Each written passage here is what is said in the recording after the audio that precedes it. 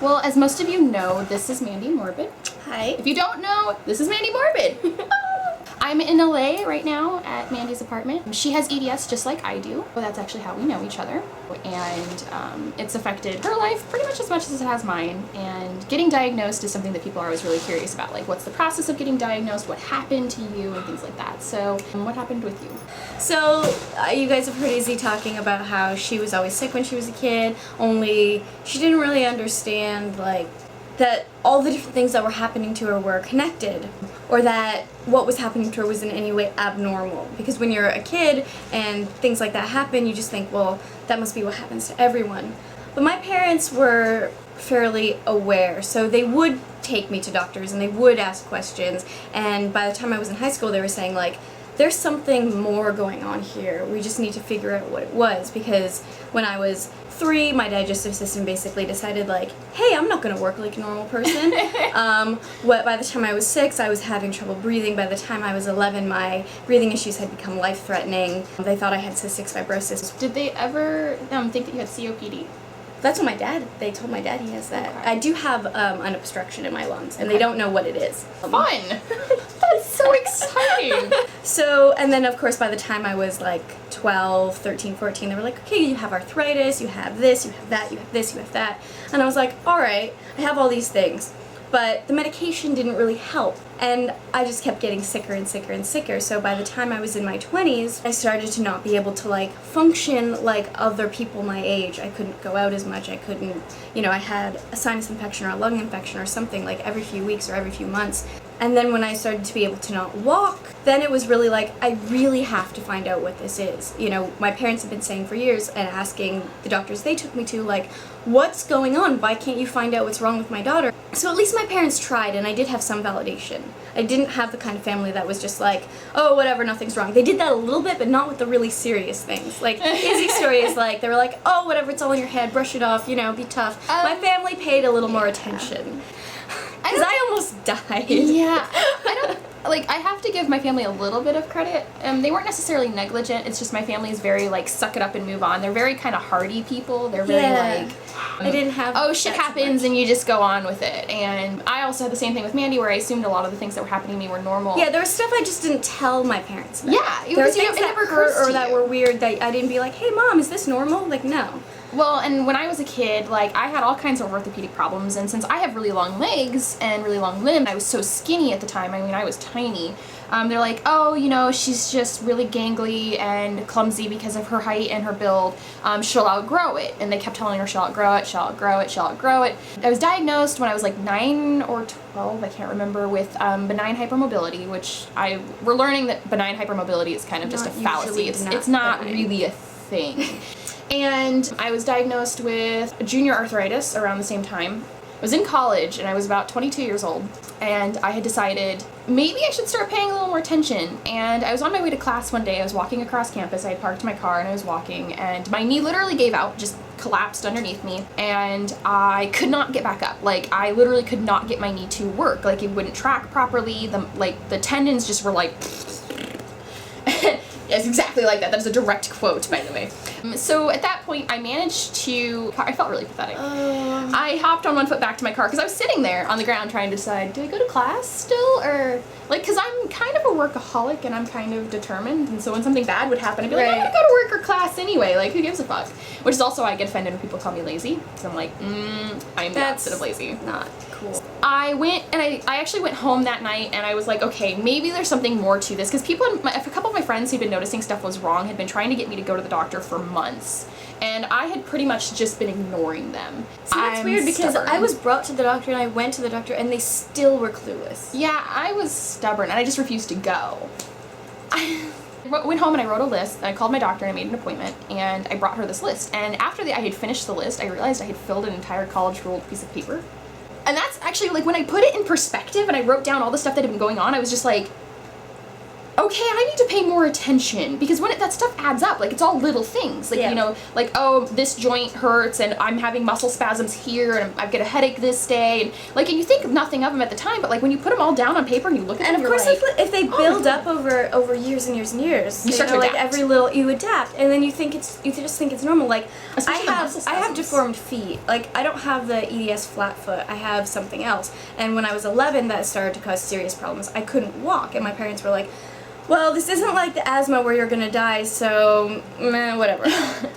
We'll buy you new shoes. And then I got new shoes, and I tried walking, and I still couldn't walk, and so they brought me to an orthopedic specialist. And that guy should have noticed that the way my foot is shaped is not just, like, it's not just, oh, the arches are too high. It's like, there's something really wrong. Yeah. So I got insoles and all that stuff, and I wore those for years and years and years, but I didn't entirely fix the problem, and it still hurt, but I could walk better. Mm-hmm. So I forgot about it, and I just wore the insoles, and I didn't think that it was ever connected to anything else. So there are things like that where you just adapt and you don't really question it, because you're like, well, I've had this since I was 10. Yeah. You know? Like the dizzy spells. I actually started getting dizzy spells when I was like 8 years old. They started out so mild, and they got worse to the point where I was fainting when I was 14. And it was a combination of the anemia too. Like, they were like, oh, you're anemic, of course you're gonna faint. And I was like, oh, okay, anemia, no big deal. Like, I'll just, you know, I'll get more iron in my diet. It was like, fine. oh, well, you have really bad asthma, so having numb hands and having dizzy spells, you know, that's going to be normal because you're not always getting the right amount of oxygen. Right. And they can excuse it away. And they knew that I didn't respond very well to the asthma medication,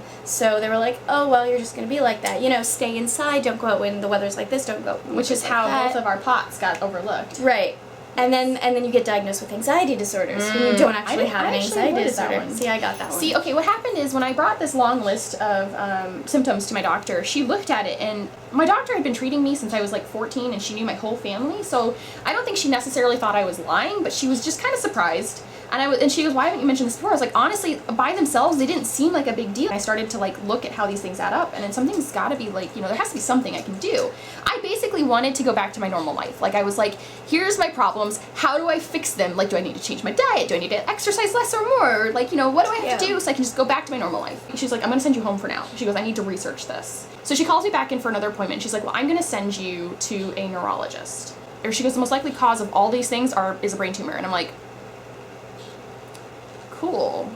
And this is the second time in my life they had been worried about a brain tumor, and so I got sent to the neurologist. They scanned my head 7 different ways from Sunday. And how old were you? I was 22. Okay. I was 17 the first time they scanned my brain. Yeah. They gave me a clean bill of health for my brain, which was awesome. But I was having weakness and like numbness in my hands and feet. See, which is the POTS. With me, they were able to diagnose something called hemiplegic migraines, where it's like a mini stroke where half your body. See, I had that, but nobody ever knew what it was because it happened one time. They thought it was a brain tumor. And then you go blind on one side, or like. That was my left. Yeah. So I have regular migraines, and I have pressure migraines, and I have hemiplegic migraines. But because of the EDS, the way your blood vessels are, the migraines are, you know, that's just gonna happen. I get they call them ice pick headaches, but ice pick headaches are supposed to last a couple of minutes. I literally get like a strike of lightning in my temple. I get that too.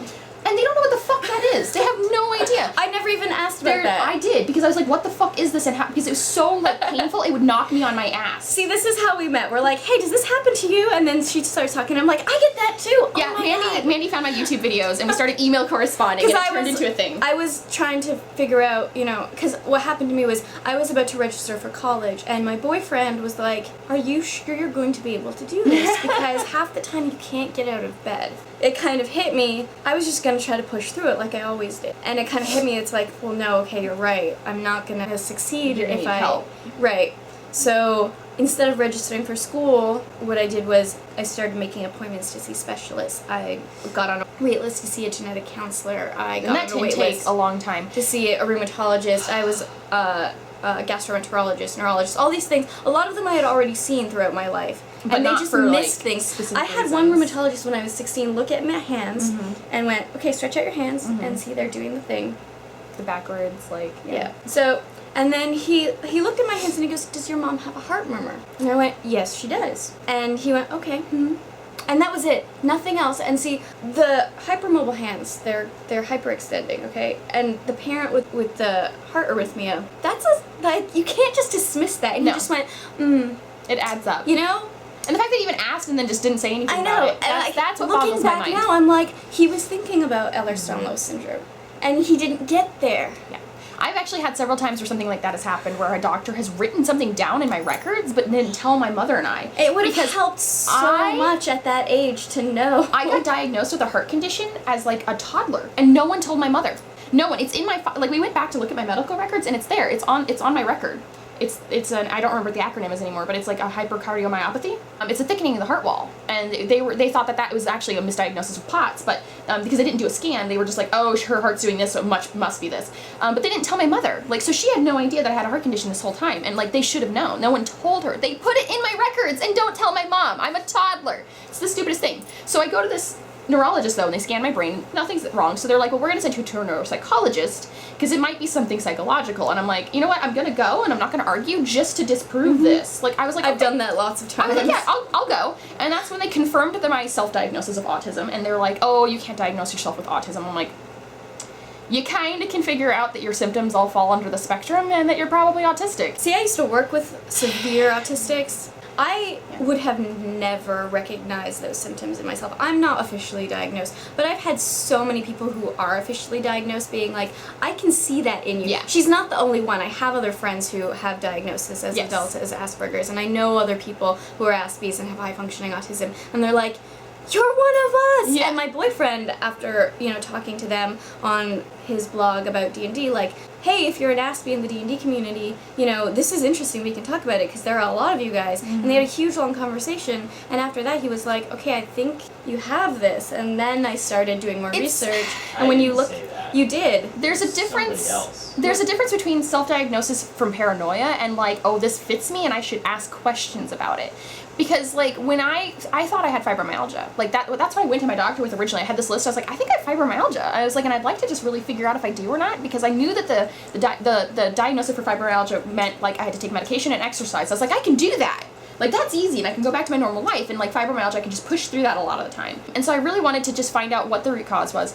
And she's like, well, I don't want to diagnose you with fibromyalgia until we go through all this stuff. I was like, that's fine. I'm okay with that. Like, we can go through it. Well, the neuropsychologist was like, okay, you have high-functioning autism and the auditory processing disorder, which I knew my hearing was messed up, but we didn't know exactly why. My little brother has. So it was good to actually find that out. A little bit of the auditory processing disorder. It explained a lot. I didn't do well in a classroom environment for this reason. Like, it's hard to hear a teacher over a bunch of children chattering in the background. Yeah. But so I got that taken care of, and she's like, otherwise, like, psychologically, you're clean. And one of the things that did make me angry, though, was that when I told her why I stopped going to classes, she wrote down in my records that I was, quote unquote, too lazy. And I was really, really offended. I was like, I explained to her, I was like, I really tried to go. I was like, I was hurting myself trying to go. I was going when I had fucking pneumonia. And I'm like, so how is that laziness? But she just wrote it down there, and I was really upset because that affected the way my doctor treated me afterwards. She's like, okay, we're going to send you to counseling. And I was like, I don't need counseling. Like, there is something wrong. So I actually abandoned that doctor entirely after getting a referral for a rheumatologist, because she was like, well, we'll have you tested for fibromyalgia with the rheumatologist. And she's like, after that, I want you to go to counseling. And I was like, I'll go to counseling after you diagnose my physical problems. And so the rheumatologist was like, yes, you definitely have fibromyalgia. I tested 16 out of the 18 tender points. And he was measuring like the length of my arms and my legs, which are very long. Mm-hmm. And he goes, you might have Marfan's syndrome, which would explain a lot of your symptoms. He goes, I'm going to actually recommend that you go to a geneticist. So I didn't have a primary care physician at this time. I was actually looking for a new doctor. And to wait to go to the neurologist was a 3 to 4 month wait, I think. Rheumatologist, it was like a 2 or 3 month wait. And then to see the geneticist was a 6 month wait. So I took almost a year before I finally saw the geneticist. He walks in the room after reviewing my file. Like, I hadn't met him yet. He was looking over my file, and I'm sitting there. And he comes in, he looks me up and down. He goes, so you have Ehlers-Danlos syndrome. Have you ever heard of it? And I was like, no. I was like, I thought I was being tested for Marfan's. He goes, no, we don't need to test you for Marfan's. You're too short. And I was like, what? See, I had sort of the opposite. I hadn't heard of fibromyalgia. Mm-hmm. And my doctor eventually got to the point where he was like, I think you have fibromyalgia. And he tested me for all the points, and every time they retest me for the points every time. And like the general physician I see tests me every maybe 4th visit. He's like, okay, where are you at? Okay. Just to see what my pain level is at. Right. Because he knows I get agitated when my pain levels are higher. Right. So he's like, well, we really want to make sure your pain is managed. Although there's nothing they can give me. So he tried a lot of different things. He was really trying, but I can't tolerate one of the things that, like, we both have, like, she's got I think your digestive problems are worse than mine, but we're really sensitive to medications, we're really sensitive to anesthesia, we're sensitive to opiates, we're sensitive to muscle relaxers. So like I was actually on a really high dose of ibuprofen according to my doctor. We're talking 1,000 milligrams twice a day. Yeah, and it was destroying my stomach, it was destroying my liver, and so they had to take me off of that. They had me on naproxen at one point. I've been on a lot of that. I was on Tylenol with codeine, which made me really, really sick. And so now I'm just on Tylenol, and that's all I can take. I can't have caffeine for migraines because I can't have caffeine because of my heart. I can't take any of the stronger medications, and I can't take high doses of muscle relaxers because of my heart, and it's just, it's stupid. Yeah. But yeah, I literally walked in, the guy looked at me and he goes, and he's like, I haven't seen one of you in a long time. He goes, but I can tell just by looking at you. He goes, looking at your case file just confirms everything I can tell just by looking at you. So I had gotten diagnosed with fibromyalgia before I got diagnosed with EDS. Right. And for like a year or two I was like, okay, this explains it. I'm in pain, I'm tired, can't exercise, but they told me exercise was really good for fibromyalgia. So here's what I was doing. I was dancing because that was my job and it's fun, and I was modeling, and I'm super flexible. So there are all these photos that I was posting, but I was also going to the gym, and I was also stretching at home every day. Yep. And I suddenly started to get sicker and sicker and sicker. I think you and I both went to the gym for quite a period of time. Yeah. Mm-hmm. And I started to get worse and worse and worse very quickly. Like over the years it's been sort of steady. Like I'll have maybe a year where I'm mostly okay, and then I'll get I'll get pneumonia, and then it'll take me 6 months to recover, and that'll be a bad year, and lots of other little things will go wrong in the bad year, and then I'll slowly recover, and then I'll have another good year. And that was sort of like the pattern in my life. And the thing is, too, with EDS, it's progressive, but there's like a point in your 20s for most people where it kind of really hits you. Yeah, and especially if you're exercising a lot or something like she and I were, like it hit me younger, but it literally just kind of hits you and you degenerate very quickly. And it was really, I was like, well, sure, I have fibromyalgia to. and I'm doing what I'm supposed to, but why am I getting worse? Like I had read nothing, and none of the doctors said anything. Did they tell you that fibromyalgia you get worse before you get better? Because that's what they told me. A little bit. I knew that like exercising would hurt. Right. But I was like, this is 6 months later. Like I'm supposed to be doing. But I had read nowhere that fibromyalgia was a progressive degenerative thing, and I was getting worse and worse and worse. And so I was like, there's more to it than that. After a while, where was I? There was something I was going to say before. So I had been putting my photos online because I'm a model, and someone who has Ehlers-Danlos syndrome wrote to me, and they looked at me and they went, I think you have this thing I have just by looking at the way your face is structured, the skin, because I have broken blood vessels, but I'm very, very pale. The blood vessels showing through the skin because your skin's very translucent. And you can, it's even when they touch up my photos, you can sometimes see that, and just the positions I was getting myself into. The flexibility. And then in my blog I was saying like, oh, you know, I have these problems and these problems and these problems. I always talked about it because I'm like, hey, I'm a real person. Yeah. And sure, I look a certain way, but, you know, there's a downside. Yeah. And so she was like, I really think you need to ask your doctor about Ehlers-Danlos syndrome. And I looked it up, and I was like, maybe. And that's, I think, when I started to hear from you, is because you hadn't been diagnosed yet the first time you emailed me. This was years ago that I heard from this girl, and this is this is really twisted path to getting diagnosed. So I asked my doctor about EDS, and he said, well, you're not flexible enough.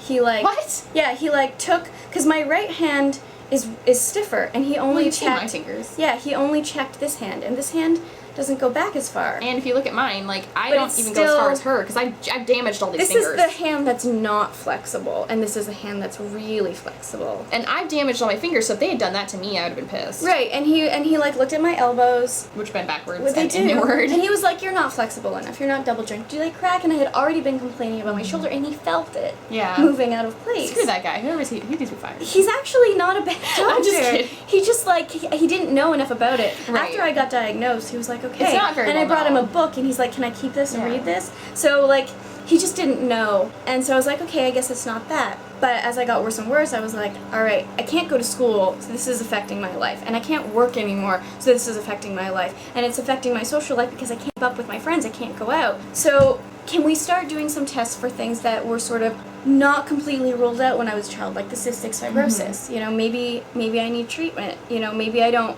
have a full mutation. Maybe I have a partial mutation for CF, because that can happen." Yes, it can. And he was like, "Okay, so the genetic tests we want to do are going to cost you this much and this much and this much. Since you're Canadian, I recommend, and you're planning on going to school in Canada, so I know you already have your healthcare set up there. I recommend you go to Canada to get this stuff done," which is what I did. My parents flew me to Canada because they were getting worried. And obviously, you just needed a puppy. Obviously. They were getting worried. Yeah. Well, So they were parents, like, as they okay, should. as soon as I told them, like, okay, the doctor wants me to have the DNA test for cystic fibrosis. 'Cause when I was a kid, they didn't have the DNA test, they only had the sweat test. And my test results were positive, negative, positive, negative, positive. And they were just like, let's just say it's really bad asthma and we'll wait and see what happens. So I hate that in my stuff. file they wrote negative, but what they told us was like, we are not really sure with her. I hate it when they write stuff in your file when they're not sure, or when it's inconclusive, and that's really frustrating because I've been through my medical files and it's kind of a fucking joke. The Yeah. records You are have to check that stuff. stupid, and you can't. Well, and And a they lot of them make won't change. mistakes. They do make They mistakes. make lots of mistakes. Oh my god. I got tested for shingles and someone at the lab screwed up because they said I was positive, but in the records it shows that they didn't do the test. So they sent me home with shingles medication. It was actually a fibromyalgia flare. It was my first one. And they sent me home with shingles medication and said, okay, this will take care of it. So the second time I went to the ER with the same symptoms, I was like, hey, I'm having recurring shingles. I was like, so can you guys run the test and get me medication so I can get the fuck out of here because I don't want to be here? And they were like, oh, you just want meds. And I'm like, shingles medications do not get you high. I was like, I just want to go home and go back to my life. Like, I was like, he was like treating me like a drug abuser. Especially when you go in and you say, and I have tattoos and I have a mohawk, and you say, I don't want medication, I want to know what's wrong. And they still... Here's the other thing, though. One of the things that drug abusers do is they say, oh, I don't want medication, because they're trying to, like... Right, but I have an intolerance, and I have Yeah. a mild allergy to opiates. Yes. It makes me stop breathing. Yeah, which so is not good. I have to tell them, like, you can't give me this Did stuff. you know that's not good for your health, but not breathing? Yeah, it's not good for you. You want to breathe. So I would have to tell them whenever I went to the ER or anything, like, you can't give me opiates. They make me really, really sick. And I've had stupid doctors just do it be anyway? like, yeah, they're like, well, if you're going to have a bad reaction, this is the right place to do it, but we don't want you to be in pain. But it makes me in more pain. Or it's really frustrating. It's stupid. So anyway, I went to Canada. It took me months and months and months to finally get in to see a genetic counselor, even though I had the referrals and stuff. And then she talked to me and she was like, okay, we're going to do the test for the cystic fibrosis immediately. And then I brought it back up again. I said, okay, years ago, someone brought up this thing called Ehlers-Danlos syndrome, and they have it, and they looked at me, and they said, you should ask about that. My doctor dismissed it, but can you do some primary testing? And she's like, okay, stretch your skin out. Mm-hmm. Okay, can you do this? Can you do that? And she was like, all right, you need to see a geneticist. Mm-hmm. This is where we're going. And I was like, okay. So then they told me the geneticist in Canada, the wait list was way, way too long. There was That's 'cause one. it's Canada. There was one in the whole city, and because I wasn't pregnant, I wasn't a priority. So I was like, okay, I'm going back. I'm They going back actually- to LA. They told me, Oh if my you can God. afford to go and see a geneticist in Los Angeles, do it, because it's going to take too long here. So I did. And They actually 2 weeks told after me- I get back to LA, I had my diagnosis. Oh, there you go. No, they actually told me when I applied for disability. Actually, I'm sorry. The hospital made me file for disability. That's the funny part. They were like, they called me to do an interview on the phone, and they're like, "Are you pregnant?" And I was like, "No." And they're like, "Well, can you get pregnant?" I'm like, "What?" She's like, "Oh, it'll go a lot faster if you're pregnant." I'm like, "I'm not gonna get knocked up just for fucking government assistance. Like, what the fuck do you think That's I am?" really messed up. I was really angry, but that has nothing to do with getting diagnosed. I'm sorry. It's just that made me think of that. I was like, "Are you kidding?" I had people tell me that too. Yeah, If they you do. wanna get They in tell you if quicker- you're sick, get pregnant. I'm like, that is really fucked up. Counterintuitive. So fucked up. Like, because that's going to make you healthier. Yeah, right? But yeah, no, I mean, like, mine took about a year to get diagnosed from start to finish, from when I started And actively you were, seeking how old were you? diagnosis. You were I was 20 22, and I 22. I was turned 20 23. I was 27 when I got diagnosed. Because I turned 23 shortly before my diagnosis. So I was 22 to 23. It was a little under a year. It was about 8 months total, I think. 8, 9... It was probably about 10 months total to get diagnosed from start to finish. My family did not believe me. They accused me of like making stuff up for attention or because I was lazy, and honestly I kind of expected that from most of my family. And I will give credit, like my mother, she just was always that way with kids. You know, moms do this thing with their children when they're like, oh, my tummy hurts. They're like, oh, you're just making that up because you don't want to go to school. You know, like that's a mom thing. As soon as I had a diagnosis in hand, like she apologized and she was like, and she was really supportive. She was. It wasn't, but it was still really hard. I mean, I don't blame her on one hand, but it sucked trying to go through the diagnosis by myself. I've had so many people just be like, oh, you're faking your hypochondriac, whatever, but every time I went to the doctor, I had a diagnosis. You have an infection, you have a fever, you have this, you have that. So, like, Yeah. I'd be like, I'm too sick to go to school. They'd send me to school anyways. An hour later, I'd be home with a fever. Yeah. You know, so they got, by the time I was in my teens, they were like, we know you're not faking. Because every time we've tried to just dismiss this, something horrible has happened. I didn't get fevers or anything. Like, I would just feel really run down. and like since I have such high energy anyway, nobody noticed that I was run down. I was never a really high energy kid. Yeah, I was very like, I was an oddly robust child. Like, I kind of bounced back from everything that happened to me. And yeah, no, and my mom has been a great support ever since. So I was diagnosed both by a rheumatologist and a team of geneticists, and I have a diagnosis from the rheumatologist.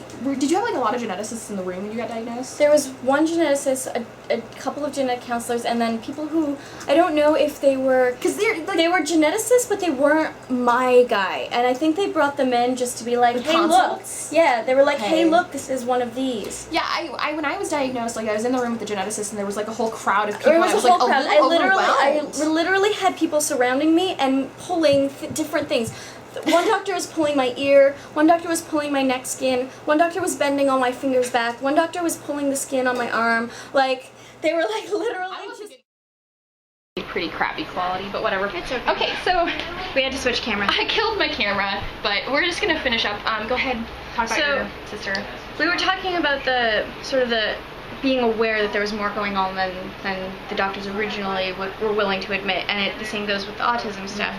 I noticed it more before I started to admit that, okay, maybe this is something I've got too, when I started doing more research because people were telling me like, hey, I think you've got this. My sister, boom, popped into my head, and she just fits it perfectly. It explains so much about her personality and the way she is emotionally. And then I'm starting to realize now that EDS she's really got the EDS, and they are saying that there's research that shows that there's a connection between Ehlers-Danlos syndrome and autism. And didn't your dad kind of get like a retrograde diagnosis from you as well with the EDS? Yes, his shoulders back. he's severely kyphoscoliotic. He's got a horrible hunchback. The spine is curving completely forward, so he's like that, and because the shoulders roll forward, there's no stability, and it's gonna compress the lungs. And my mother has a retrograde diagnosis of EDS as well. She has like reactive airway disease. He's got COPD. He can get both his legs behind. He can be pretzel man, so that he has the low blood pressure. He has the migraines. He has the flexibility as much. Yeah, I got the diagnosis of both classical and hypermobile. Okay. My dad's got the crazy varicose veins. He's even got the facial structure with like the ears that stick out, and it's kind of scary.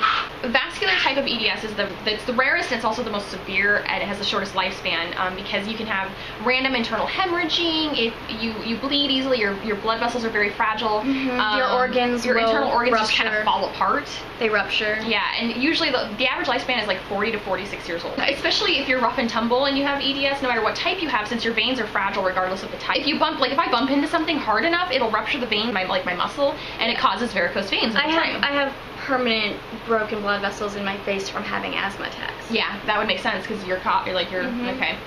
See, so like the damage we do to our bodies is fairly permanent. Like it has long-lasting effects, like the scar tissue, the varicose veins. When the ligaments stretch, they don't retract. Yeah, so if you stretch out a tendon, it never fully recovers. Which is also why I never knew I was dislocated, because it didn't hurt when it happened. I always thought if you dislocated something, immediately it would hurt. My ligaments are so loose that it doesn't hurt to stretch that far out of place.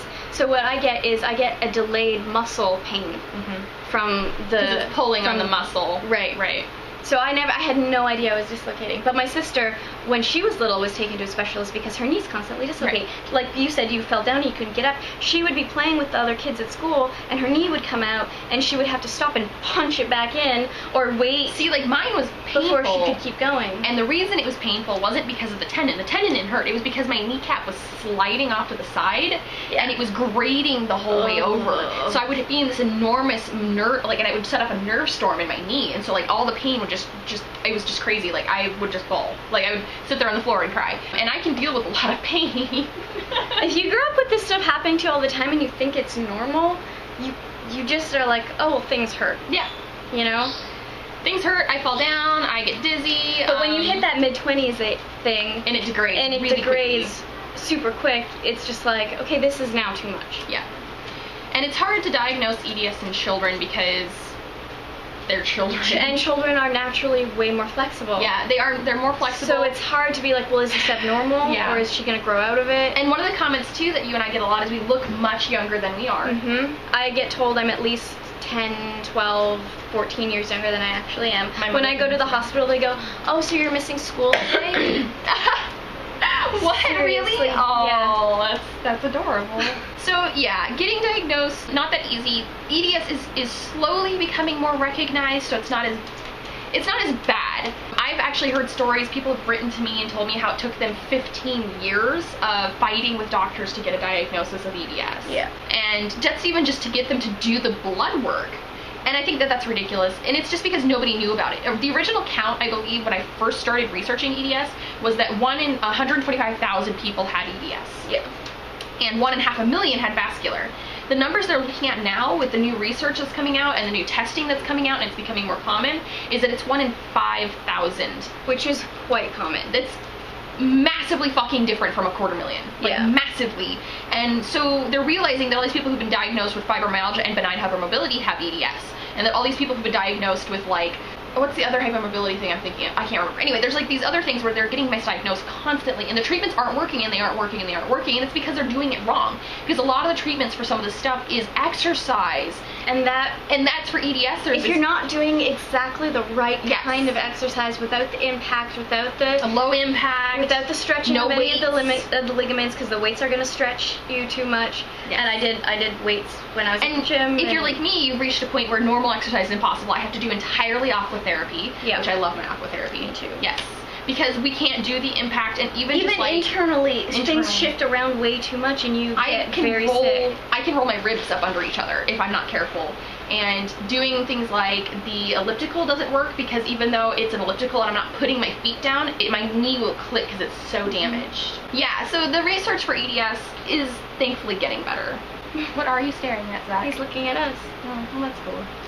It's very hot. It's It like really is. 90 or 100 I'm like something dying right now. Um, And I have to put on pants to go to the airport. It'll be air conditioned in Because there. well, the plane is gonna be fucking cold. Yeah.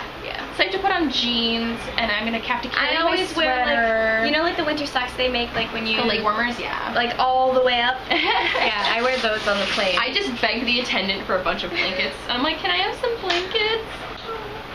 Anyway, I should probably finish packing. Yeah.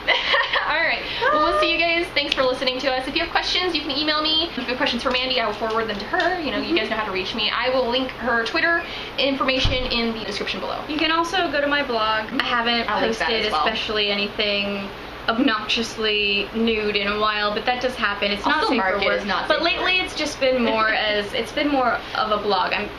Yeah. Yeah, I'll link all that in the description below. Don't worry, you guys won't miss out. And I'll get this uploaded probably within the next week after I get back from LA, because I am literally about to fly out in like the next 2 hours. So we kind of cut this a little short, Yeah. or a little close. We get tired and then don't do things like, we I want fell to asleep, do. but I didn't want to. I was watching. I missed the fucking movie, but it's on Netflix. I didn't finish the game I was playing. Really? I went to bed before they were done. I just passed out. I don't even know what happened. So anyway, so I will see your lovely faces when I start streaming again in hopefully the next few days, and I will get this uploaded as soon as I can, and bye!